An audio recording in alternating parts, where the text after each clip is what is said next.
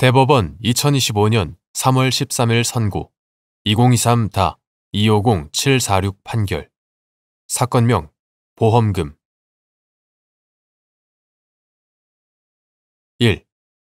소액사건에 관하여 상고 이유로 할 수 있는 대법원의 판례에 상반되는 판단을 한 때의 요건을 갖추지 않았더라도 대법원이 실체법 해석, 적용의 잘못에 관하여 판단할 수 있는 경우 소액사건에서 구체적 사건에 적용할 법령의 해석에 관한 대법원 판례가 아직 없는 상황에서 같은 법령의 해석이 쟁점으로 되어 있는 다수의 소액사건들이 하급심에 계속되어 있을 뿐 아니라 재판부에 따라 엇갈리는 판단을 하는 사례가 나타나고 있는 경우 소액사건이라는 이유로 대법원이 그 법령의 해석에 관하여 판단을 하지 아니한 채 사건을 종결한다면 국민 생활의 법적 안정성을 해칠 것이 우려된다. 이와 같은 특별한 사정이 있는 경우에는 소액사건에 관하여 상고 이유로 할 수 있는 대법원의 판례에 상반되는 판단을 한 때의 요건을 갖추지 아니하였다고 하더라도 법령 해석의 통일이라는 대법원의 본질적 기능을 수행하는 차원에서 실체법 해석, 적용의 잘못에 관하여 판단할 수 있다고 보아야 한다. 2.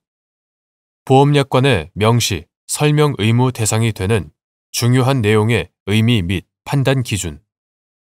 보험약관의 명시, 설명 의무가 면제되는 경우 보험약관의 명시, 설명 의무를 위반한 경우 그 약관 내용을 계약의 내용으로 주장할 수 있는지 여부 소극 일반적으로 보험자 및 보험계약의 체결 또는 모집에 종사하는 사람은 보험계약을 체결할 때 보험계약자 또는 피보험자에게 보험약관에 기재되어 있는 보험상품의 내용, 보험료율의 체계 및 보험청약서상 기재사항의 변동사항 등 보험계약의 중요한 내용에 관하여 구체적이고 상세한 명시, 설명 의무를 진다. 여기서 설명 의무의 대상이 되는 중요한 내용이란 사회통념에 비추어 고객이 계약 체결의 여부 또는 대가를 결정하거나 계약 체결 후 어떤 행동을 취할지에 관하여 직접적인 영향을 미칠 수 있는 사항을 말하고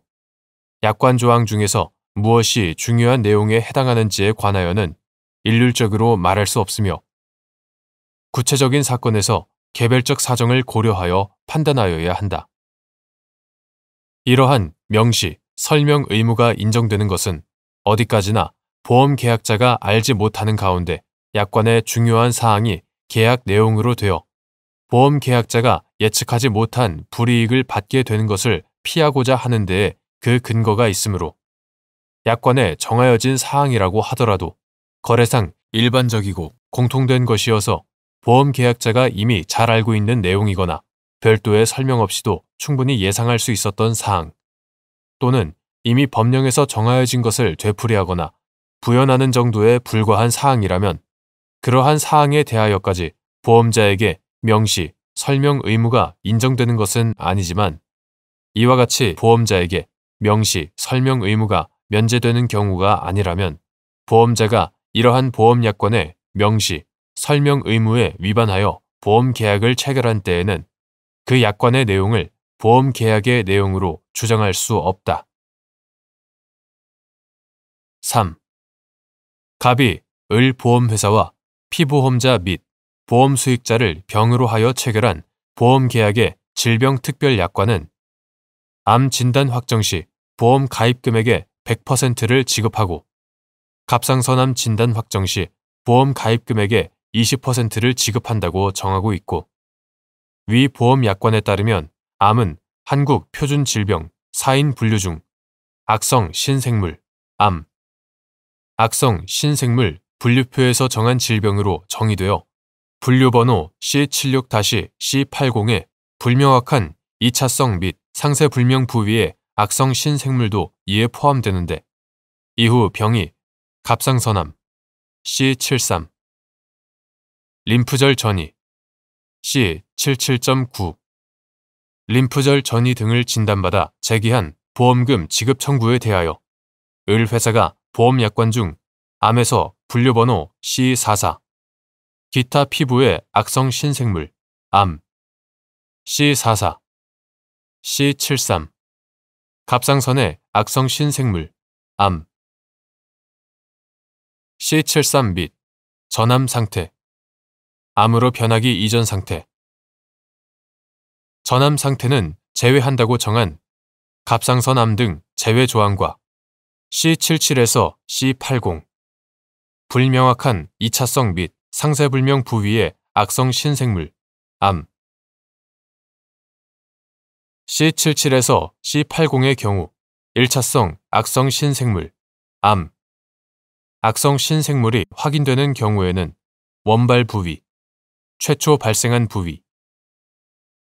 원발 부위를 기준으로 분류한다고 정한 원발 부위 기준 분류 조항에 따라 갑상선암을 기준으로 보험금을 지급하자. 병이 을 회사가 보험계약 체결 당시 원발 부위 기준 분류 조항에 대하여 설명을 하지 않아 이를 보험계약의 내용으로 주장할 수 없다며 보험계약에 따른 암보험금의 지급을 구한 사안에서 보험계약상 암의 분류 기준을 정한 원발 부위 기준 분류 조항은 보험계약의 중요한 내용으로 을 회사가 이에 관하여 구체적이고 상세하게 설명할 의무를 부담하는데도 이와 달리 보아 병의 청구를 기각한 원심 판단에 법리 오해에 잘못이 있다고 한 사례. 4. 보험약관의 해석에서 객관적 해석의 원칙. 보험약관은 신의 성실의 원칙에 따라 당해 약관의 목적과 취지를 고려하여 공정하고 합리적으로 해석하되 개개의 계약 당사자가 기도한 목적이나 의사를 참작함이 없이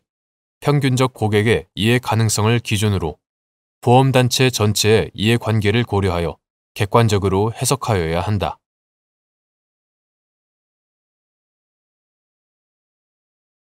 대법원 2025년 3월 13일 선고 2024다 215-375 등 판결. 사건명 손해배상 기 등 1. 투자자가 파생상품 거래를 하기 위하여 투자중개업자와 체결한 계좌 설정 계약의 약관 등에서 장중 시세의 급격한 변동으로 투자자의 파생상품 등 보유 자산 가액이 일정 증거금 수준에 미달한 경우 투자중개업자로 하여금 추가 예탁 요구 없이 투자자의 파생상품 등에 관한 반대 거래를 통해 청산할 수 있도록 정한 경우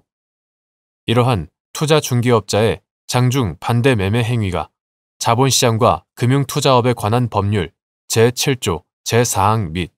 같은 법 시행령 제7조 제3항 제3호에서 예외적으로 허용하는 1인 매매에 해당하는지 여부. 적극. 자본시장과 금융투자업에 관한 법률 이하 자본시장법이라 한다. 자본시장법 제71조 제6호는 투자중개업자가 투자자로부터 금융투자상품에 대한 투자 판단의 전부 또는 일부를 일인받아 투자자별로 구분하여 금융투자상품을 취득, 처분, 그 밖의 방법으로 운용하는 행위, 이하 1인 매매 행위라 한다. 1인 매매 행위를 원칙적으로 금지하면서 다만 투자 일임업으로 행하는 경우 자본시장법 제7조 제4항 및 그 위임에 따른 자본시장과 금융투자업에 관한 법률 시행령, 이하 자본시장법 시행령이라 한다. 자본시장법 시행령 제7조 제3항 제3호에 의하여 투자자가 금융투자상품의 매매, 그 밖의 거래에 따른 결제나 증거금의 추가 예탁 또는 자본시장법 제72조에 따른 신용공여와 관련한 담보비율 유지 의무나 상환 의무를 이행하지 아니한 경우에 투자중개업자가 투자자로부터 따로 대가 없이 약관 등에 따라 금융투자상품의 매도 권한, 파생상품인 경우에는 이미 매도한 파생상품의 매수 권한을 포함한다.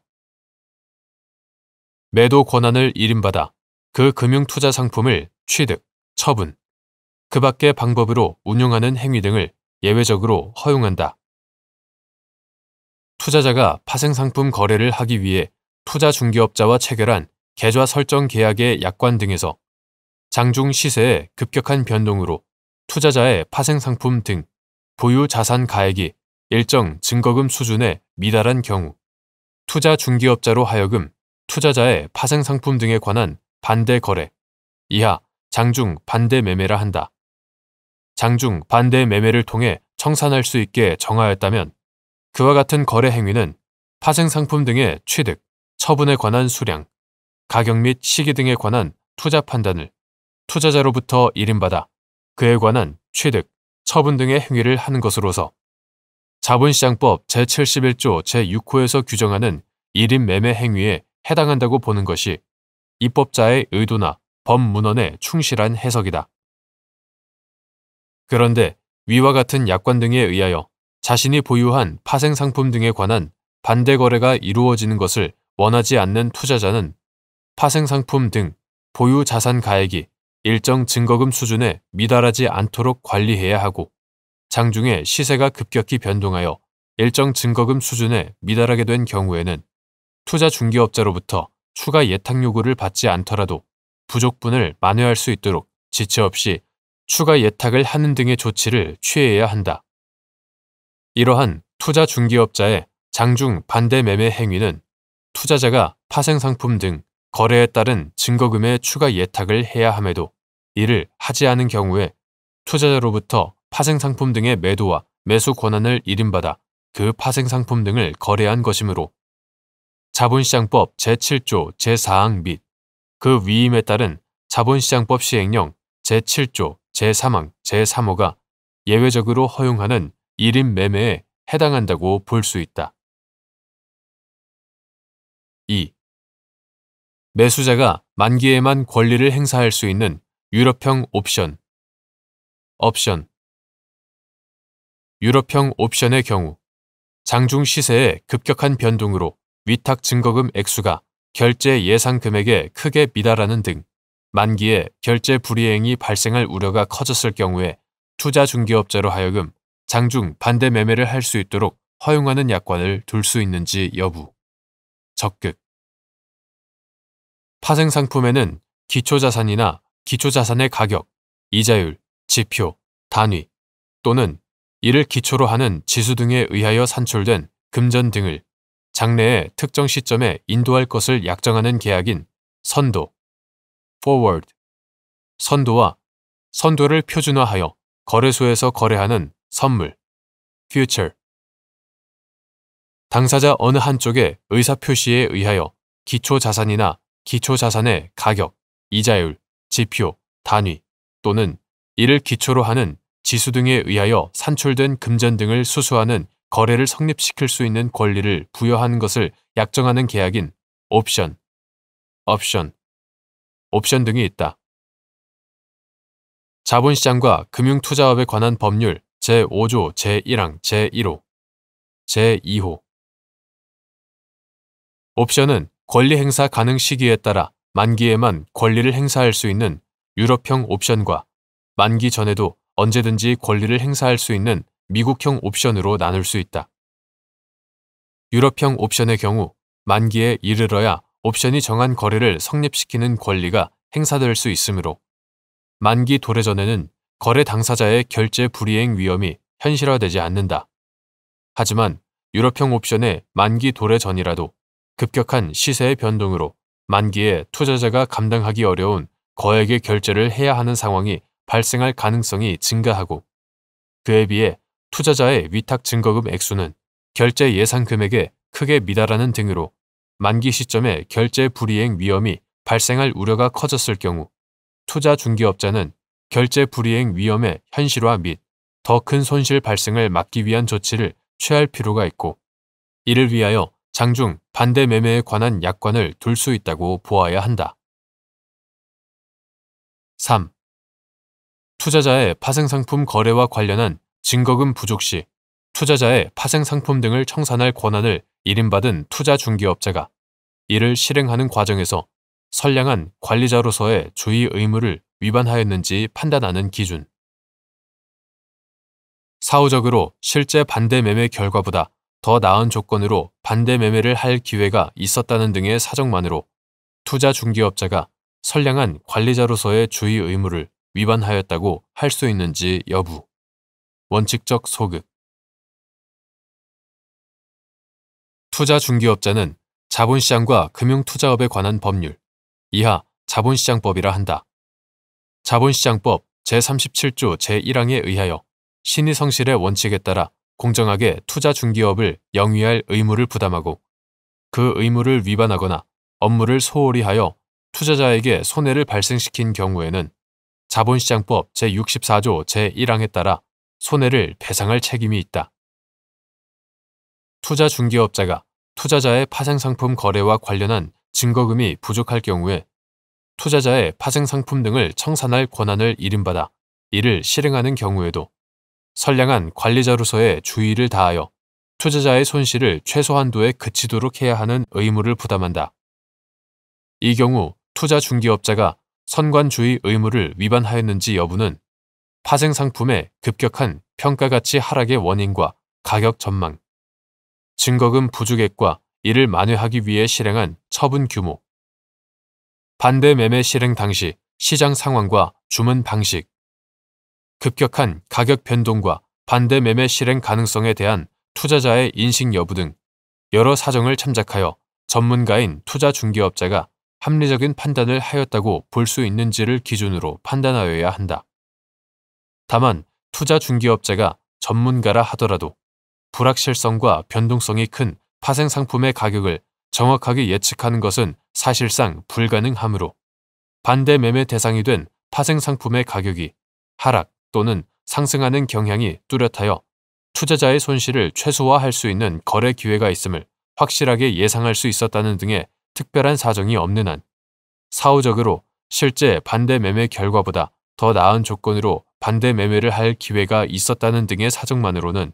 선관주의 의무를 위반하였다고 할 수 없다. 4. 투자신탁 형식의 전문 투자형 사무집합투자기구인 펀드를 설정한 자산운용사 갑 주식회사와 갑 회사로부터 위 펀드의 투자신탁 재산을 신탁받은 신탁업자인 을 주식회사 등이 투자중개업자인 병 주식회사 명의로 해외 파생상품 거래를 하기 위해 병 회사와 계좌 설정 계약을 체결하고 계좌를 개설한 다음 위 투자신탁 재산을 해외 파생상품인 니케이 지수, 니케이 225 인덱스, 니케이 지수 풋옵션에 투자하였는데 니케이 지수의 급격한 하락으로 다수의 풋옵션 매도 포지션을 취하던 위 계좌의 자산 평가액이 급격히 하락하여 위탁 증거금의 20%에 미달하게 되자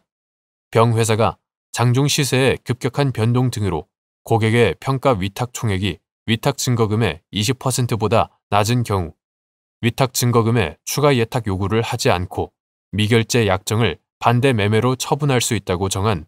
위 계좌 설정 계약의 약관 조항에 따라 위 계좌에 니케이 지수 풋옵션 등을 반대 매매로 청산한 다음 갑 회사와 을 회사 등을 상대로 대신 납부한 결제 대금 등의 지급을 구하고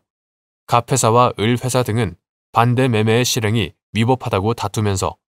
반소로 반대 매매로 입은 예탁금 상당의 손해배상을 구한 사안에서 위 약관 조항에 의한 투자중개업자의 장중 반대 매매는 자본시장과 금융투자업에 관한 법률과 그 시행령에서 예외적으로 허용하는 1인 매매에 해당하고 위 약관 조항에 따른 장중 반대 매매의 대상에는 유럽형 옵션인 니케이 지수 풋옵션도 포함된다고 보아야 하며 반대 매매를 실행할 무렵에 실시간 시세 변동을 반영하여 평가 위탁 총액을 산정하면 반대 매매 당시 장중 반대 매매의 요건이 충족되었다고 볼 여지가 크고 병 회사가 반대 매매 실행 과정에 선량한 관리자로서의 주의 의무를 위반하였다고 할 수 없는데도 이와 달리 본 원심 판단에 법리 오해에 잘못이 있다고 한 사례.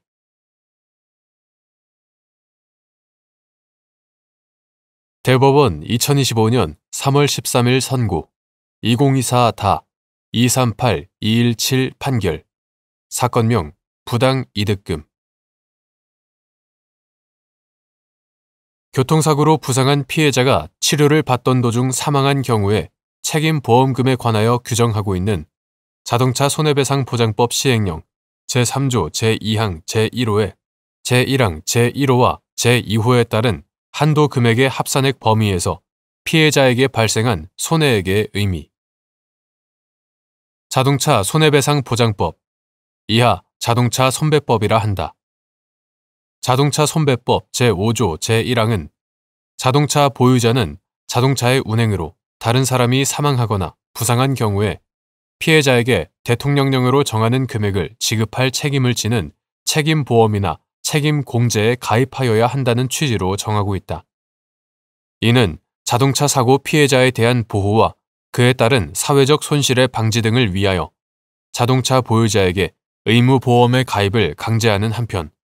이로써 초래될 자동차 보유자의 계약의 자유 및 재산권 등에 대한 제한, 자동차 운송 위축에 따른 사회적 손실 등을 고려하여 그 의무보험이 보장하여야 할 책임보험 금액을 대통령령으로 정하도록 위임한 것이다. 이에 따라 자동차 손해배상 보장법 시행령, 이하 자동차 손배법 시행령이라 한다. 자동차 손배법 시행령 제3조 제1항은 그 책임보험 금액에 대하여 자동차의 운행으로 사람이 사망한 경우 1억 5천만 원의 범위에서 피해자에게 발생한 손해액, 다만 그 손해액이 2천만 원 미만인 경우에는 2천만 원으로 한다. 제1호 2천만 원으로 한다는 취지로 부상한 경우 별표 1에서 정하는 금액의 범위에서 피해자에게 발생한 손해액, 다만 그 손해액이 자동차 보험 진료 수가 기준에 따라 산출한 진료비 해당액에 미달하는 경우에는 별표 1에서 정하는 금액의 범위에서 진료비 해당액으로 한다. 제2호 해당액으로 한다는 취지로 정하고 있다. 즉, 사망하거나 부상한 경우에 책임보험 금액을 피해자에게 발생한 손해액으로 정하되 자동차 보유자의 이익 등을 고려하여 본문에서 책임보험금의 상한을 정하고 자동차 사고 피해자의 보호 등을 고려하여 단서에서 책임보험금의 하한을 정한 것이다. 자동차 손배법 시행령 제3조 제2항 제1호는 부상한 사람이 치료 중 그 부상이 원인이 되어 사망한 경우 피해자에게 지급되어야 할 책임보험 금액을 제1항 제1호와 같은 항 제2호에 따른 한도 금액의 합산액 범위에서 피해자에게 발생한 손해액으로 정하고 있다. 위 규정에서 한도는 수량이나 범위가 제한된 정도를, 범위는 일정하게 한정된 영역을 뜻하고 위 규정은 상한과 하한을 구분하지 않고 한도 금액의 합산액이라 표현하고 있으므로 제1항 제1호와 같은 항 제2호에 따른 한도 금액의 합산액 범위에서라는 문헌은 자동차 손배법 시행령 제3조 제1항 제1호, 제2호 각 본문에서 정한 각 상한의 합산액뿐만 아니라 각 단서에서 정한 각 하한의 합산액도 책임보험금의 한도로 정한다는 의미로 볼 수 있다. 이와 같이 위 규정에서 피해자가 부상하여 사망한 경우 피해자에게 지급되어야 할 책임보험금의 하한을 정해두었다고 보는 것이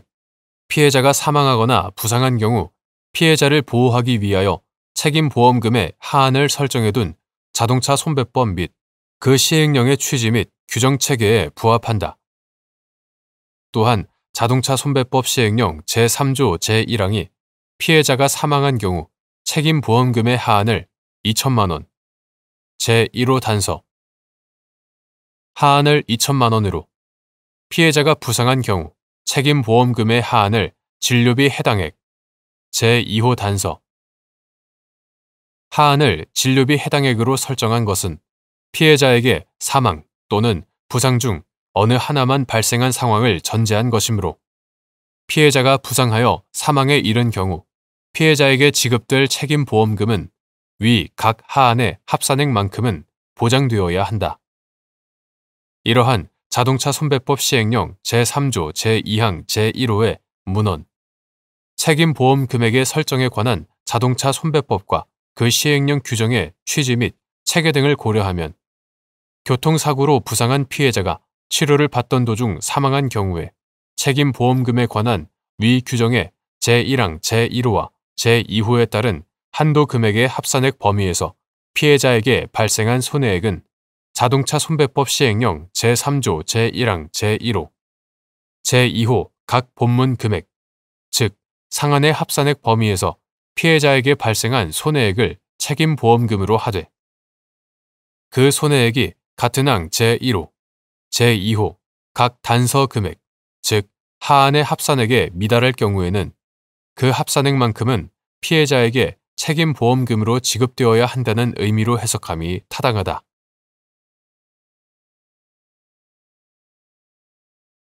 대법원 2025년 3월 13일 선고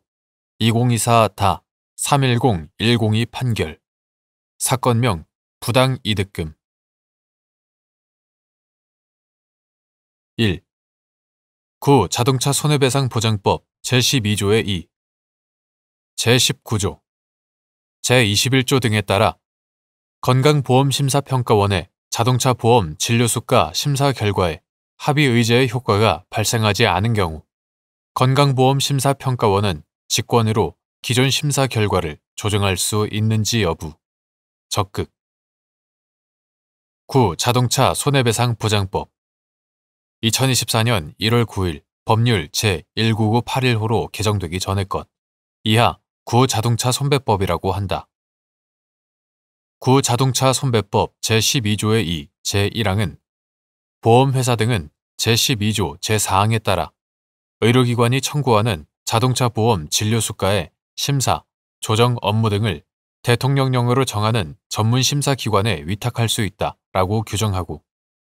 제4항은 제1항에 따라 전문심사기관에 위탁한 경우 청구, 심사, 이의 제기 등의 방법 및 절차 등은 국토교통부령으로 정한다라고 규정하고 있다.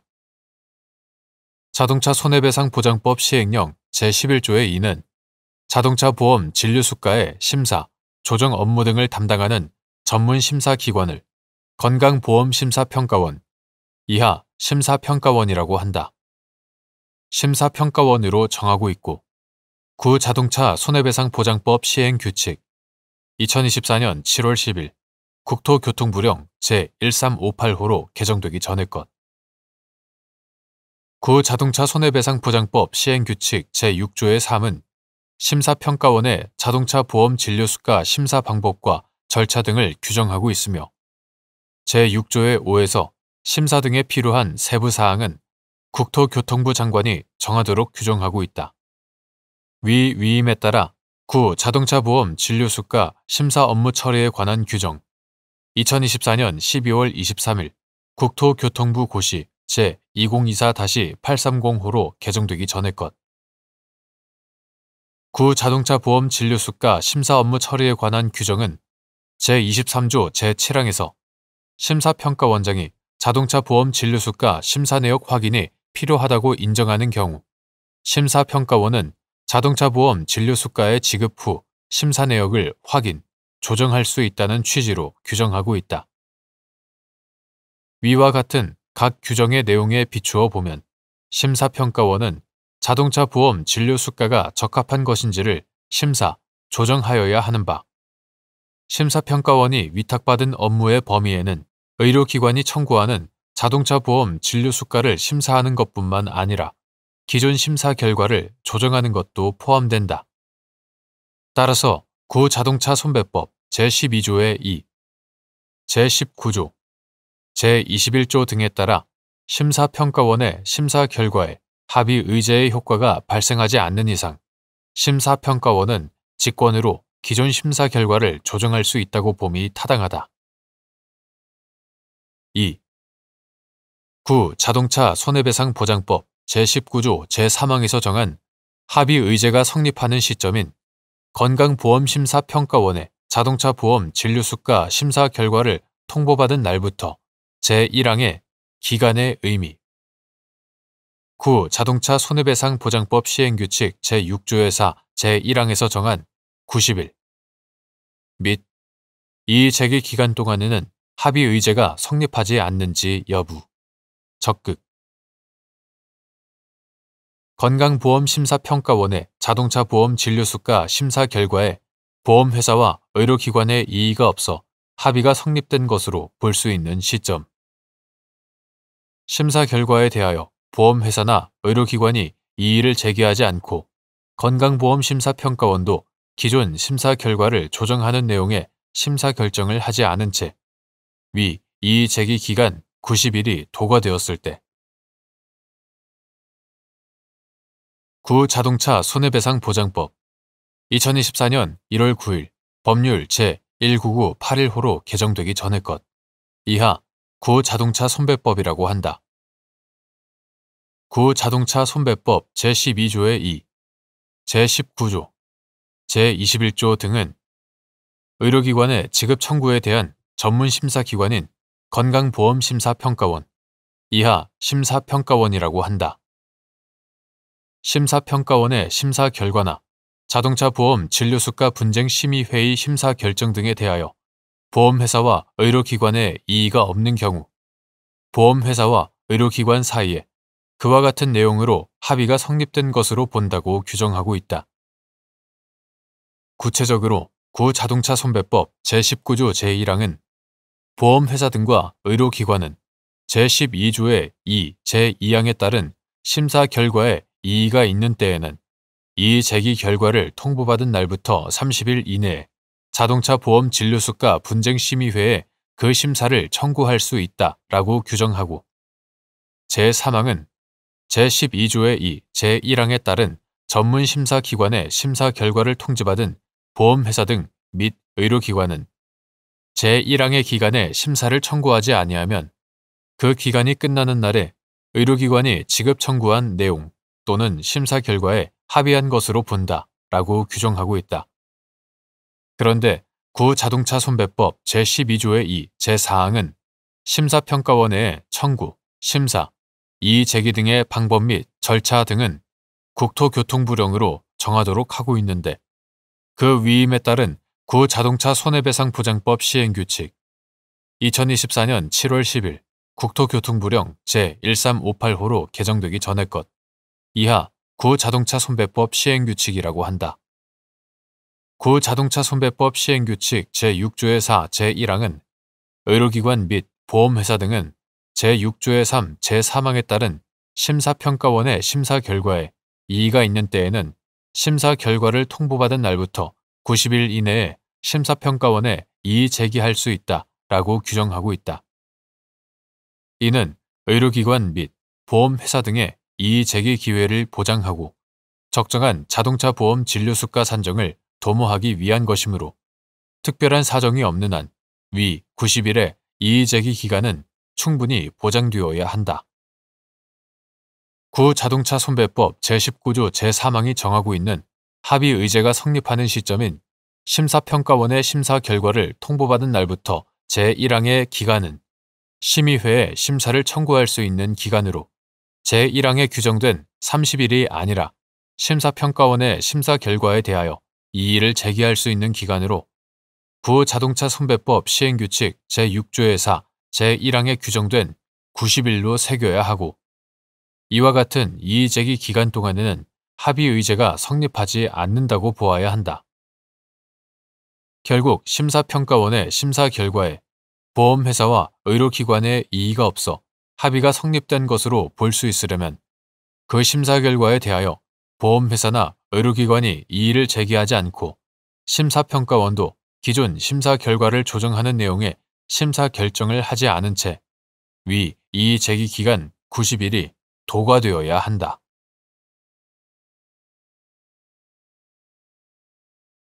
대법원 2025년 3월 13일 선고 2024다 315-046 판결 사건명 차임 증액 민법 제639조 제1항에 따라 임대차 계약의 갱신에 임대인이 이의를 하는 방법 및 묵시적 또는 조건부 이의가 있다고 볼 수 있는 경우